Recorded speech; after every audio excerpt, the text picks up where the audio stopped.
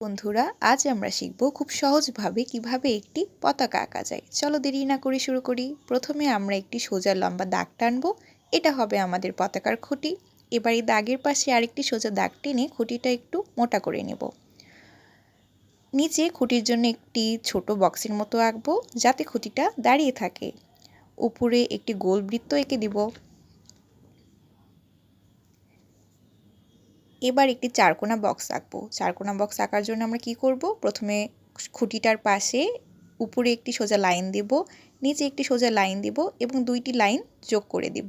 তোমরা চাইলে এভাবেও পতাকা রাখতে পারো, কিন্তু যদি আমরা উড়ন্ত পতাকা আঁকতে চাই তাহলে লাইনগুলোর উপরে নিচে পাশে একটু ঢেউয়ের মতো আঁকবো, তাহলেই উড়ন্ত পতাকা হয়ে গেল। মাঝখানে সুন্দর করে একটি গোল বৃত্ত আঁকবো। আচ্ছা, তোমরা কি গোল বৃত্ত সুন্দর করে আঁকতে পারো, নাকি তোমাদের গোলটা একটু অন্যরকম হয়ে যায়? এখন খুঁটির পাশে হালকা করে দুটি বাঁকানো দাগ টেনে নেব। এগুলো হবে পতাকার রশি। এখন খুঁটিতে বাঁশের মতো কিছু ডিজাইন করে নেব। বাস, হয়ে গেল আমাদের পতাকা আঁকা। তোমরা কি জানো বাংলাদেশের পতাকার রং কী হয়? জানলে আমাকে কমেন্ট করে জানিও। ধন্যবাদ।